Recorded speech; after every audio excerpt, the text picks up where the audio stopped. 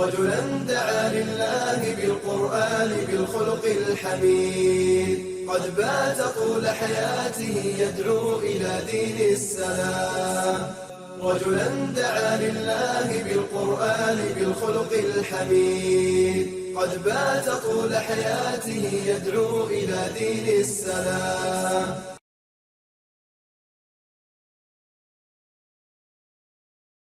الحمد لله حمدا كثيرا طيبا مباركا فيه مباركا عليه كما يحب ربنا ويرضاه.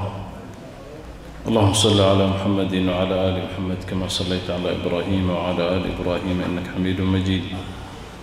وبارك اللهم على محمد وعلى آل محمد كما باركت على إبراهيم وآل إبراهيم إنك حميد مجيد. اللهم علمنا بما ينفعنا وانفعنا بما علمتنا وزدنا علما. الحمد لله على كل حال ونعوذ بالله من حال أهل النار. السبب الرابع التوكل على الله تعالى. قال تعالى ومن يتوكل على الله فهو حسبه. والتوكل من أقوى الأسباب التي يدفع بها العبد ما لا يطيق من أذى الخلق وظلمهم وعدوانهم. waxaan ku jirnay risaaladeenii ku saabsanayd waxyaabaha qofka la xasday uu isaga difaacayo qofka xasday iyo sida xasadka uu isaga ilaalin karo. xasadka awalan wuxuu ka mid yahay waxyaabaha cudurka dadka ku dhaca. dadkii horena cudurkan xasadka way qabeen oo Allah subhanahu wa ta'ala quraanka meelo badan buu ku sheegay. waxaa ka mid ah aayadaha quraanka xasadka tilmaamaya ilaahay uu yidhi wadda kathiirun min ahli alkitaabi law yarudduunakum min bacdi iimaanikum kuffaara xasadan min cindi anfusihim. ahlu kitaabku waxay jecel yihiin buu yidhi oo aada u jecel yihiin inaad islaamka ka tagtaan oo aada gaalo noqotaan. arrinkaana waxaa u keenaya xasada min cindi anfusihim, xasad naftooda ku jira. ilaa xasadka waxaan soo sheegnay inuu yahay inuu qofku jeclaysto nicmo qof la siiyey inay ka wareegto, haddana ma aha nimcadii meel kale inay aadee inay isaga ku soo wareegto.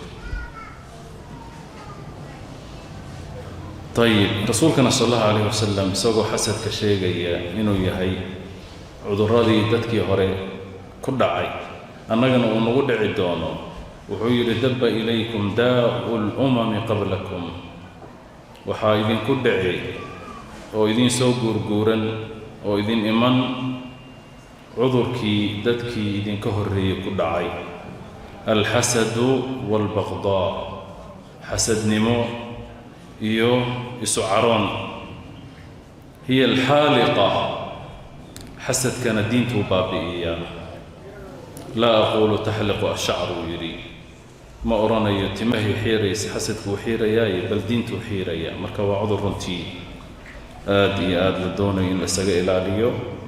waxyaabaha laisaga ilaaliyana aan soo sheegnay sheekh ibnuqayim uu sheegay alisticaada billaahi, ilaahay oo qofka xaasidka ah laga magangalo shartiisa, taqwa allahi ilaahay oo laga cabsado, iyo asabru calaa caduwihi qofka cadowgiisa iyo xaasidkiisa inuu u sabro. asababu araabic, sababka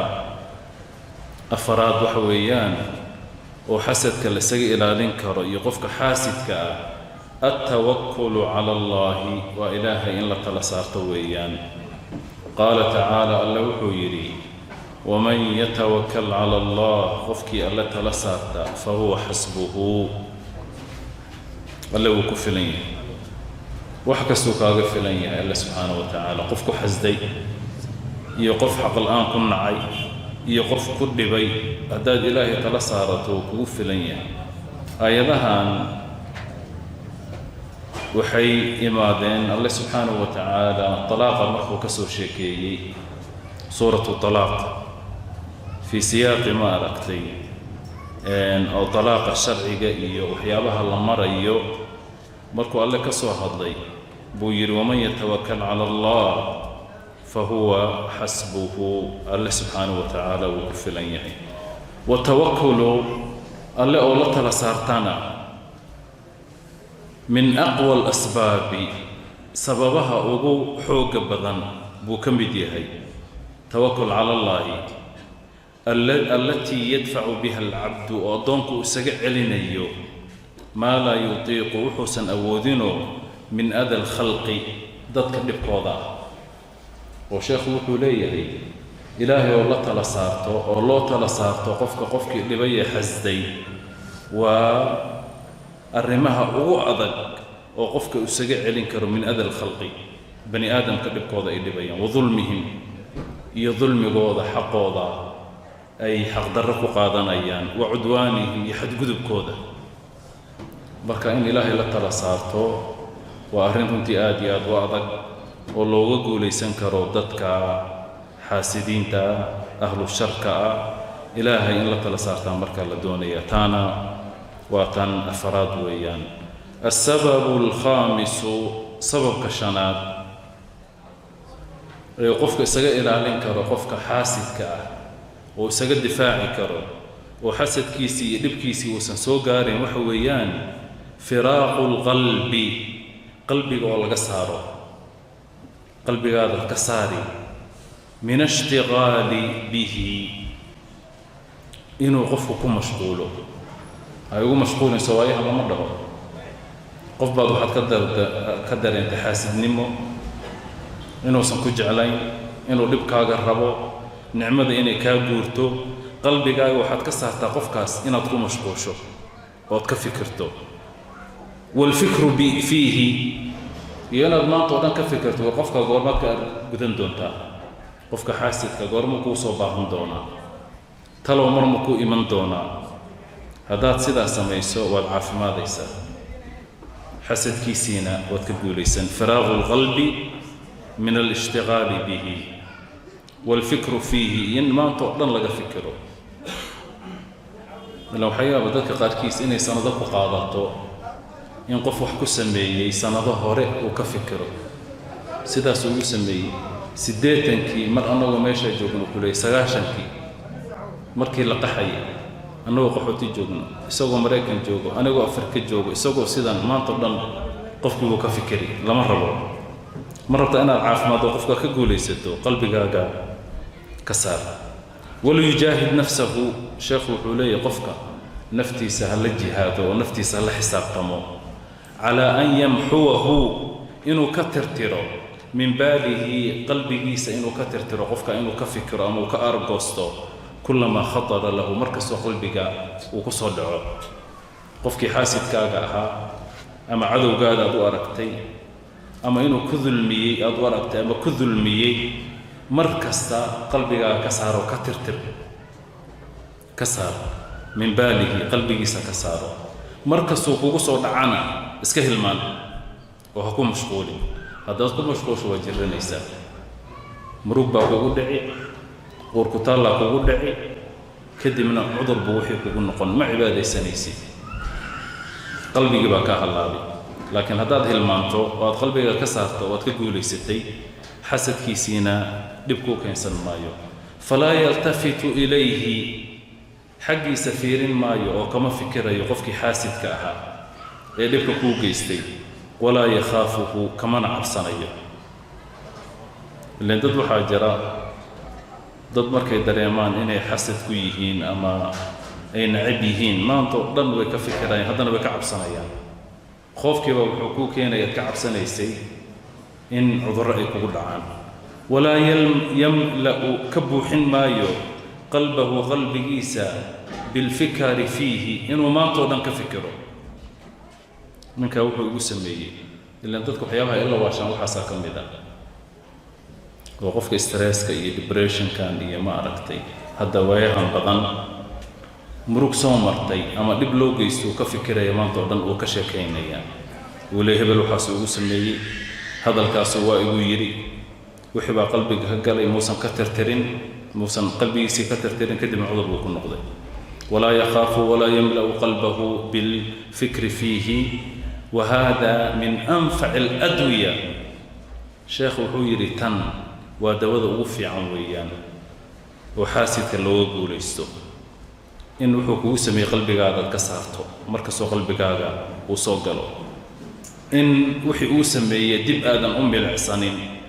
inaadan ka cabsanin inaadan qalbigaaga uusan qaadanin oo maanta oo dhan intaad shaqaysan lahayd ama wax kale aad ku mashquul isagaad ku mashquulsho wahada min anfaci aladwiya dawooyinka ugu fiican waayuu yidhi oo qofku ku caafimaadi karo wa aqwa alasbaab iyo sababaha midka ugu adag almuciinati oo qofka ugu kaalmaynaysaa cala indifaaci sharihi qofka xaasidka ah sharkiisa inuu iska difaaco sidaasaa marka la samaynayaa tan shanaad waa taa qof wax kuu geystay ama ku xasday ha ku mashquulin oo qalbigaaga ka saar asababu saadis sababka lixaad ee qofka xaasidka aad kaga guulaysan karto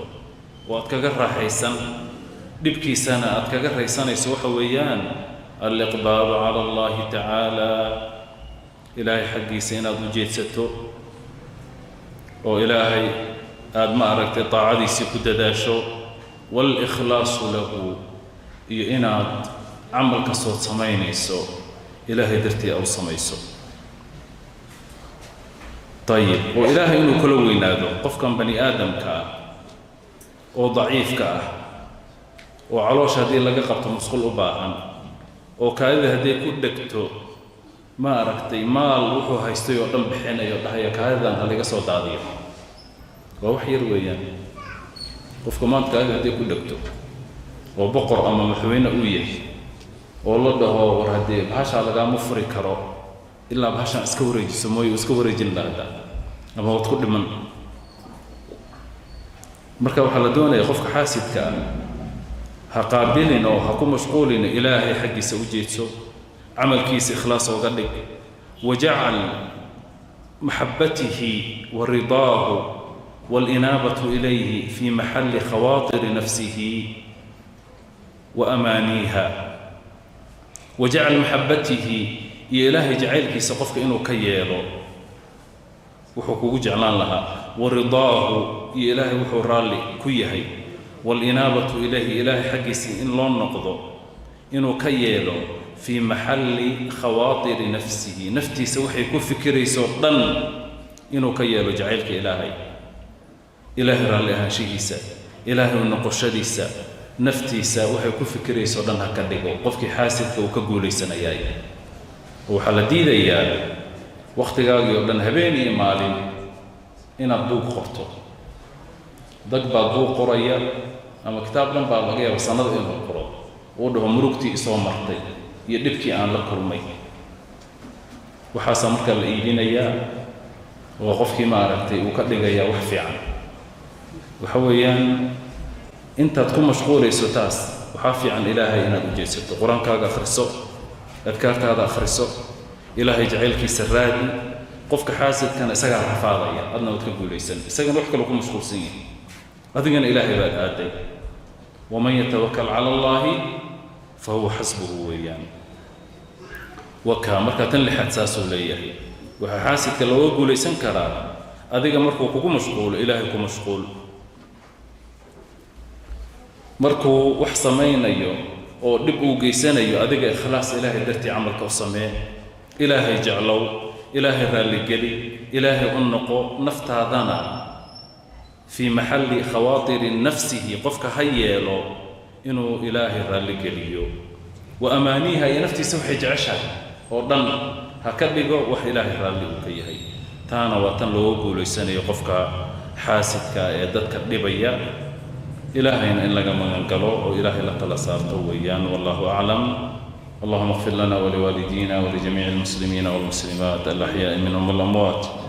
اللهم اشف مرضانا ومرضى المسلمين اللهم اشفهم أنت شافي لا شفاء إلا شفاؤك شفاء لا يغادر سقما اللهم ارفع عنا هذا المرض اللهم ارفع عنا هذا الوباء اللهم ارفع عنا رجزك وغضبك إله الحق اللهم إنا نعيذ أهلنا وأولادنا بكلمات الله التامة من كل شيطان وهامة ومن كل عين لامة والحمد لله رب العالمين اللهم صل على محمد